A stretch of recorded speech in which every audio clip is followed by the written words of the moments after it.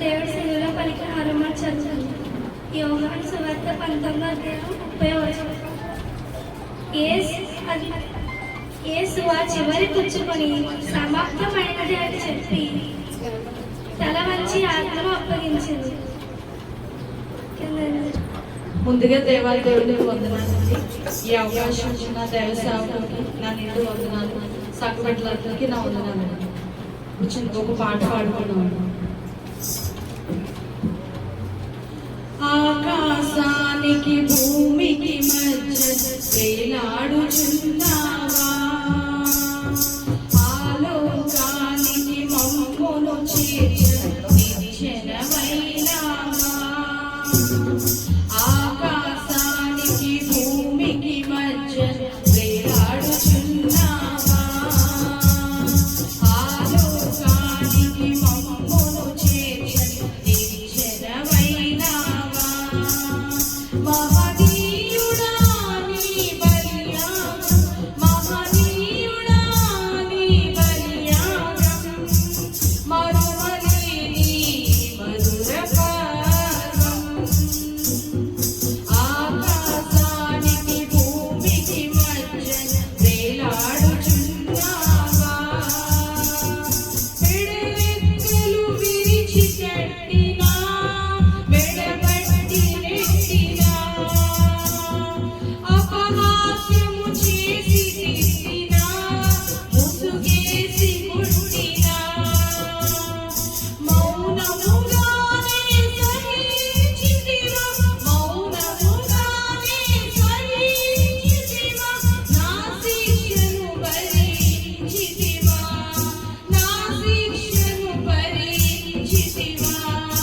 ఆకాశానికి భూమికి మధ్య వేలాడుచున్నావా,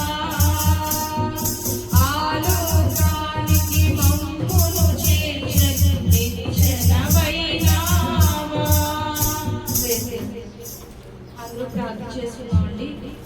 దేవుడు కృప బట్టి ఉదయకాలం నుంచి ఇప్పుడు వరకు ఆయన సన్నిధానంలో ఎంతగానో కృప చూపించి మీ అందరినీ మమ్మల్ని ఇక్కడ కూర్చోబెట్టి మీ దేవునికి వందనాలు చెల్లిస్తున్నామండి. ఇప్పుడు దాకా దేవుడు 5 మాటలను ఎంతో అద్భుతంగా బిడ్డల చేత ఆయన గణపరుచుని ఆయన నామానికి మహిమ తెచ్చుకుని ఆయన సన్నిధిలో పలికించారు. ఇప్పుడు 6వ మాట నేను చెప్తుండగా ప్రార్థన చేస్తున్నాను.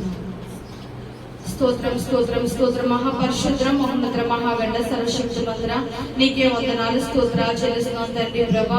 ఎంత గొప్ప దేవుడు తండ్రి ప్రభ. ఏమీ లేని వారు ప్రభ, ఎన్నిక లేని వారు, మట్టివారు మట్టివారు, అవివేకులు అయోగ్యులు ప్రభ. ఇదిగో తండ్రి నీ సన్నిధిలో ఎంత మాత్రం ప్రభ, నీ బలిపీఠంలో తండ్రి ప్రభ నుంచోడానికి ప్రభ ఎంత మాత్రం అర్హత లేని వారు ప్రభ. ఈ రోజున తండ్రి ప్రభ నీ సన్నిధానంలో ఎలా నుంచోబెట్టుకుని ప్రభ, నీ అమూల్యమైన ముత్యముల వంటి ప్రభ, ఆని ముత్యముల వంటి ప్రభ. ఇదిగో నీ 7 మాటల్లో ప్రభ ఒక్క మాట వివరించడానికి ప్రభ నువ్వు ఎంతగానో కృప చూపించి నడిపించిన విధానం బట్టి నీకు వందనాలు చెల్లిస్తున్నావు తండ్రి ప్రభ. ఈ సమయంలో ప్రభ 6వ మాట చెప్తుండగా తండ్రి నీ ఆత్మ చేత నింపండి ప్రభ, నీ శక్తి చేత నింపండి, నీ బలము చేత నింపండి ప్రభ. ఇదిగో తండ్రి ప్రభ తండ్రి వినగలిగే చెవిని, గ్రహించగలిగే మనసును, ఆత్మను ప్రభ. ఇదిగో తండ్రి ప్రభ నీ బిడ్డలైన వారికి ప్రభ దయచేయమని వేడుకుంటుంది. సమస్తాన్ని మేలుకరంగా జరిగించుకున్న ప్రభ, నీవే నీ సన్నిధిలో జ్ఞాపకం చేసుకున్న ప్రభ, నీ ఆత్మ సహాయం నాకు అనుగ్రహించండి ప్రభ. నీవే తన పూర్తిగా సమస్తాన్ని ప్రభ నీవు మరుగుపరచుకున్న ప్రభ, నీకు ఇదిగో తన కంఠాన్ని మరుగుపరచు ప్రభ. నీ మాటలు దయచేసి మహిమను పొందమని యేసుక్రీస్తు పరిశుద్ధ నామమున బట్టి వేడుకుంటున్నాను తండ్రి, ఆమేన్. దేవుని నామానికి వందనాలండి. దేవుడు ఉదయకాలం నుంచి 5 మాటలు దేవుడి సన్నిధిలో ఎంతగానో బిడ్డలు వివరించడానికి దేవుడు ఎంతగానో కృప చూపించాడు. అలాగే 6వ మాట ఇప్పుడు చదవాలని కోరుచు.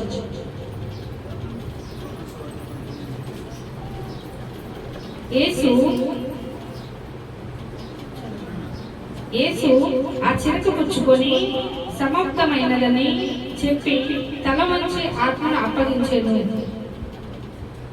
దేవుడు ఉదయకాలం నుంచి ఎంతగానో ఆయన శిలువ మరణం కోసం దేవుడు వివరించడం జరిగిందండి బిడ్డలు వాడుకొని. ఈ సమయంలో ఆయన సిలువ వేయబడ్డారు. ఈ శుభ శుక్రవారం దినాన సిలువ అంటే మనకి ఒకటి తెలియజేసేది మన రక్షణ, మన పశ్చాత్తాపంతో కూడిన మనస్సు. ఎంతైతే దేవుడి సన్నిధిలో మనం పశ్చాత్తాపడతామో అప్పుడే ఆయన బిడ్డలుగా మనల్ని అంగీకరిస్తాడు. ఆయన తలపై ఉంచిన ముళ్ళ కిరీటం కావచ్చు, మేకులు కావచ్చు, కాళ్ళపై ఉంచిన మేకులు కావచ్చు, ఇంకను ఆయన దున్నబడిన పొలం వంటి ఆయన దేహం కావచ్చు, పాలు కారిన దేహం కావచ్చు, ఇంకను ఎంతగానో ఆయన హింసించిన మనుషుల్లో ఉండి ఎంతగానో ఆ సైతాను సంబంధమైన ఆ ఆలోచనలు కావచ్చు, ఇవన్నీ ఏంటంటే దైవ చిత్తం. దేవుడు ప్రణాళిక, దేవుడు లేఖనం, ఆయన చిత్తం కాబట్టి ఆయన ఎవరైనా కొట్టగలిగారు, అంతే కదండి. ఆయన చిత్తం లేకపోతే ఆయన కనీసం మనం చూడటానికి కూడా మనం సరిపోతాం. ఆయన చిత్తం కాబట్టి మనుషులు ఆ రోజు ఆయన సిలువకు అప్పగించారు. ఆయన చిత్తం కాబట్టి దేవుడు ఎంతగానో మానవుల కోసం పరలోకానికి ఒక నామమాత్రమైన కన్య గర్భమున ఆయన జన్మించి ఎంతగానో పాపులు అనేక మంది నశించిపోతున్నారు, అనేక మంది పాపంలోకి వెళ్ళిపోతున్నారు.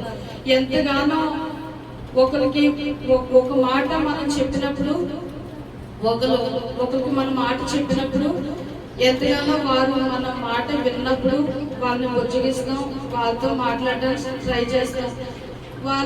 వాళ్ళు ఎంతగానో పేచీ పెట్టినా చివరికి అది మనం అందజేయాలని ఇస్తాం. కానీ దేవుడు ఏంటంటే మనం ఏలోకమైన మనుషుల నిమిత్తమే మనకు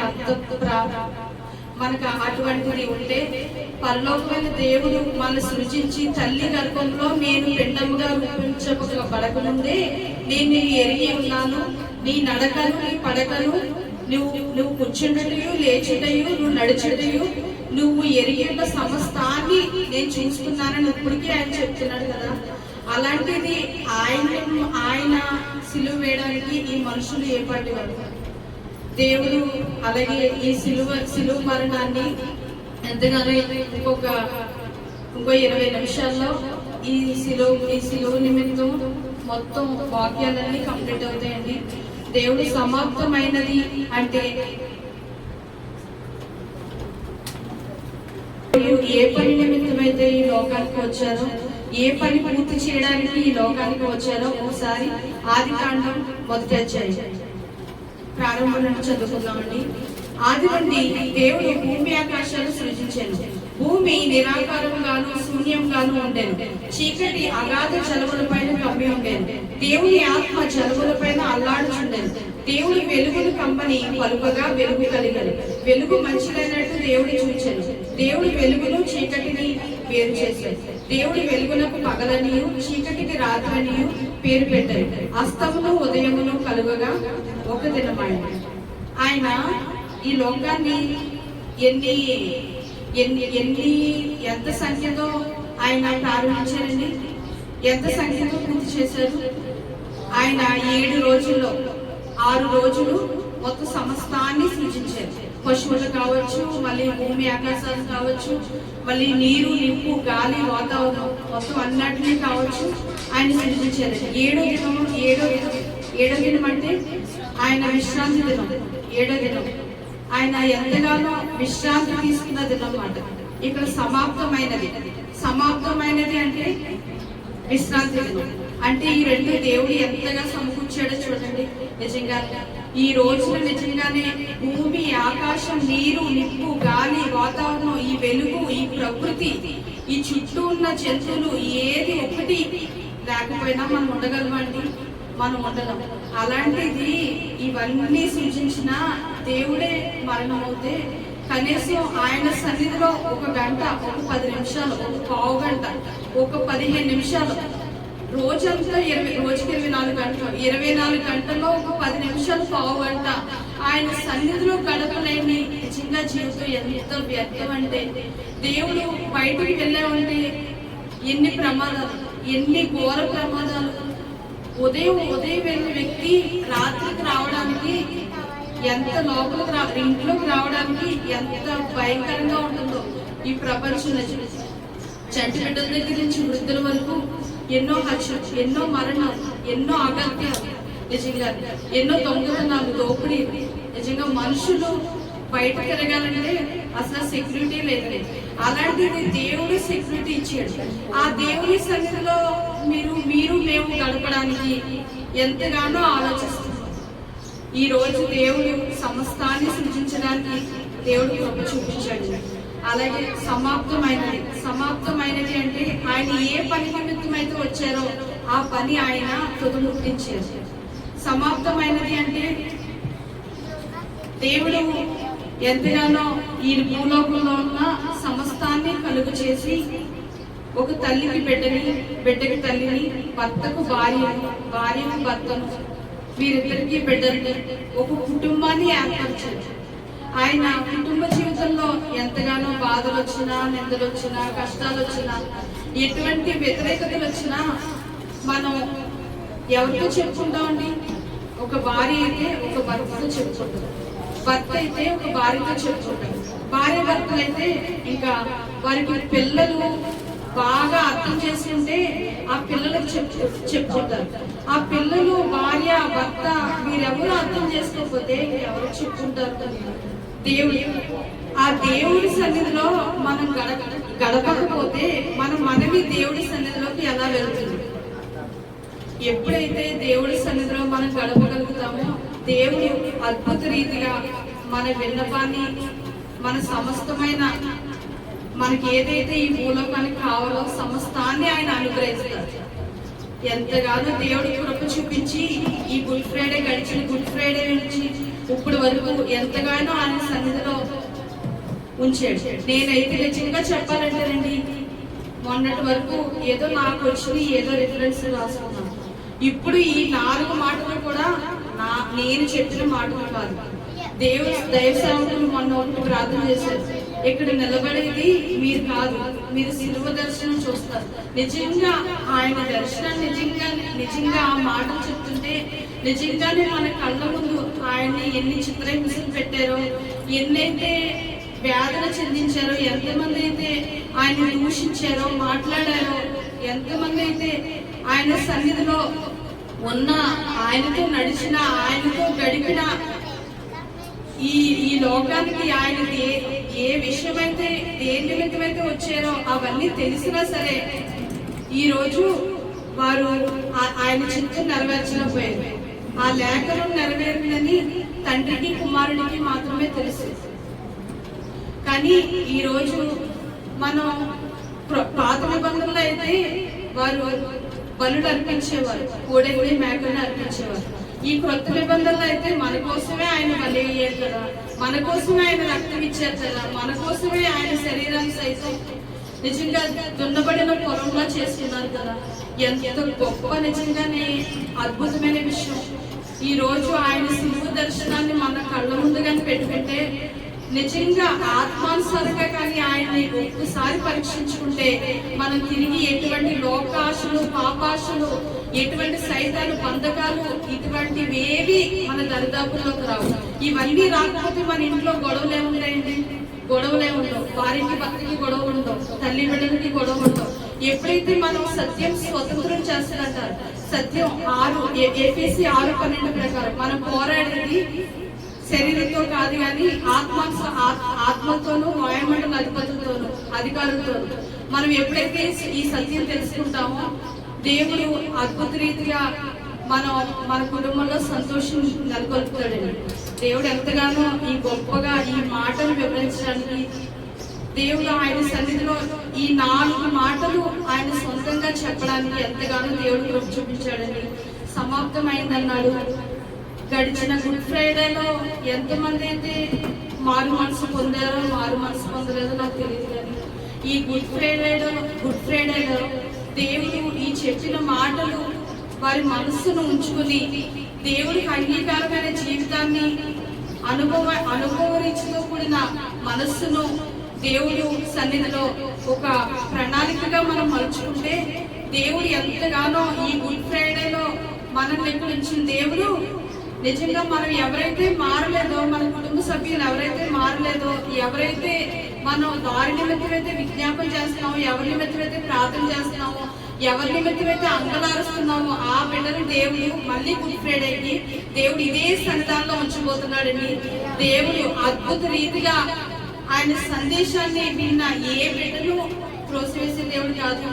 నేను నా గత జీవితాల్లో అయితే, నేను వివాహమైన జీవితాల్లో అయితే ఫస్ట్ ఆత్మీయ జీవితంలో బలపడి అప్పుడు వివాహ జీవితంలో అడుగు పెట్టాక కొన్ని అవసరాల వల్ల కొన్ని కుటుంబ సమస్యల వల్ల దేవుడికి కొంచెం దూరంగా ఉండడం. దేవుడికి దూరంగా ఉండడం అంటే నేను దేవుడిలో తప్పిపోవడం కాదండి, దేవుడిలోనే ఉండేదాన్ని. కానీ మా కుటుంబ సభ్యుల పరంగా అయితే వారు వెళ్ళే సంఘం అంటే ఆత్మీయతలో బాగానే ఉంటుంది, అన్ని బాగానే ఉంటాయి. కానీ మనం ఎక్కడైతే పునాది వేయబడ్డామో, మన మనసులో ఎటువంటి పునాది అయితే దేవుడు వేసాడో ఆ పునాది నిజంగానే పునాది అనేది ఒకసారి వేసినప్పుడు ఆ పునాది ఎలా ఉండాలంటే ఒక స్థిరత్వంగా ఉండాలి. ఒక మంచిగా ఆ పునాది మీద ఒక 4-5 మనం లేయర్ వేసేలా ఉండాలన్నమాట. ఆ పునాదిని మనం ఎలా అంటే కోల్పోయేటట్టుగా ఉండకూడదు. ఎలా ఉండేదంటే నిజంగానే చాలా ఇంకా ఎలాగా ప్రభువా నిజంగా వీరిని మార్చను ప్రభువా, ఆత్మీయతలో నేను ఉంటున్నాను కదా, నాకులాగే నిజంగానే ఒక నూతన అనుభవంతో, నూతన మనసుతో, నూతనగా ఎలా అయితే నేను ఎదిగాను ఆ వాతావరణంలోంచి నన్ను తీసుకెళ్ళండి ప్రభు అనేది నా ఇంటి సొంత ఎవరైనా ఒకరే ఆలోచించుకునేది. కానీ నేను అలా ప్రార్థన చేసుకునేదాన్ని కాదు. నాతో పాటు నా కుటుంబాన్ని కూడా తీసుకెళ్ళండి, నా భర్తను తీసుకెళ్ళండి, నా తోబుట్టును తీసుకెళ్ళండి, అలాగే మా అత్తయ్య గారిని తీసుకుని, మావయ్య గారిని తీసుకుని, ఇలాగా మొత్తం అందరినీ నేను ఎటువంటి ఆత్మీయత కలిగి ఉన్నానో అదే ఆత్మీయతని నా కుటుంబ సభ్యులకి కూడా పంచడం ప్రభావం. దేవుడు అద్భుత రీతిగా అదే ఆత్మీయత నిజంగా నేను వారికి చెప్పి, ఇదివరకు అయితే నన్ను మామూలుగానే చూసేవారండి. ఇప్పుడైతే వెళ్ళిన ప్రతిసారి అమ్మ నాకు ఈ కొద్దిగా శ్రమ ఉంది, నాకు దీనికోసం ప్రార్థన చేయాలి ఒక ఆత్మీయత లెవెల్లోకి దేవుడు అద్భుతంగా తీసుకెళ్ళాడండి. దీన్ని బట్టి దేవుడు నామానికి మహిమ కలుగును గాక. ఎంతగానో అలాగే మనం కూడా ఏంటంటే ఈ గుడ్ ఫ్రైడే నాడు నిజంగా ఈ మాటల ద్వారా రేపు వచ్చే గుడ్ ఫ్రైడేకి మన చుట్టాలు రావాలి, మన బంధువులు రావాలి, మన స్నేహితులు రావాలి, మన ఇరుగు పొరుగు వారు రావాలి. ఈ మాటలు మనం చెప్పడం ద్వారా దేవుడు ఎంతో అద్భుతమైన సిలువ మరణాన్ని, సాతాన్ని ఏదైతే శీఘ్రంగా సిలువలో చెదకతొక్కాడో ఆ సత్యాన్ని అంతా వాళ్ళకి వెల్లడి చేయాలండి. దేవుడు ఈ అవకాశం ఇచ్చిన సేవకునికి, విన్న ప్రతి బిడ్డకి దేవుడు ఎంతగానో కరుణ చూపించాడండి. ఈ చిన్న మాటలను బట్టి దేవుడు ఎంతగానో కరుణ చూపించి నడిపించిన విధానం బట్టి ప్రార్థనలు చేస్తున్నాను, ప్రార్థన చేస్తున్నాను. స్తోత్రం మహాపరిశుద్ర నీకే వందనాలు, స్తోత్రాలు చెల్లిస్తున్నాను తండ్రి. ప్రభా ఇదిగో తండ్రి సన్నిధానంలో ఇప్పుడు పీఠపై తండ్రి ప్రభా ఇదిగో వాక్యం చెప్పడానికి ఎంత మాత్రం ప్రభా ఇదిగో తండ్రి నా అర్హత లేదు తండ్రి. ఒక సంవత్సరంలో ప్రభా ఇదిగో తండ్రి ఎంతగానో ఒక విశ్వాసంలో ఉంటే చాలు, ఆత్మీయతలో ఇదిగో తండ్రి ప్రభా పాటలు పాడితే చాలు, ప్రార్థన చేస్తే చాలని ప్రభా ఇదిగో తండ్రి పరిశుద్ధాత్మ వాళ్ళకున్న నన్ను ఎంతగానో ప్రభా నీ వాక్యం చెప్పడానికి ప్రభా నీ సిలువ మాటల్లో ప్రభా 6వ మాట సమాప్తమైనది. నువ్వు ఎలా అయితే ఈ భూమి మీదకి ఏ పని నిమిత్తమైతే నువ్వు వచ్చావో ఆ పనిని ప్రభా వివరించడానికి ప్రభా కుటుంబ జీవితాల్లో ఎలాగైతే మనం సత్యాన్ని అనుసరిస్తే ఎలాగైతే సాతానికి అవకాశం ఇవ్వము అని ప్రభా నీ సన్నిధిలో ప్రభా ఏసైతే చెప్పడానికి ఎంతగానో కృప చూపించి వాడుకున్న ఆత్మానుసారంగా మాటలు పడి నీకు వందనాలు చెల్లిస్తున్నాను తండ్రి. నీకే స్తోత్రాలు చెల్లిస్తున్నాను ప్రభా. ఇంకొక నీ అవకాశం ఇచ్చిన సేవకులకు వందనాలు చెల్లిస్తుంది, దేవునికి వందనాలు చెల్లిస్తుంది ప్రభా. ఈ చిన్న ప్రార్థన పాసం చేర్చుకోమని యేసుక్రీస్తు నామములో ప్రార్థన. ఆమేన్.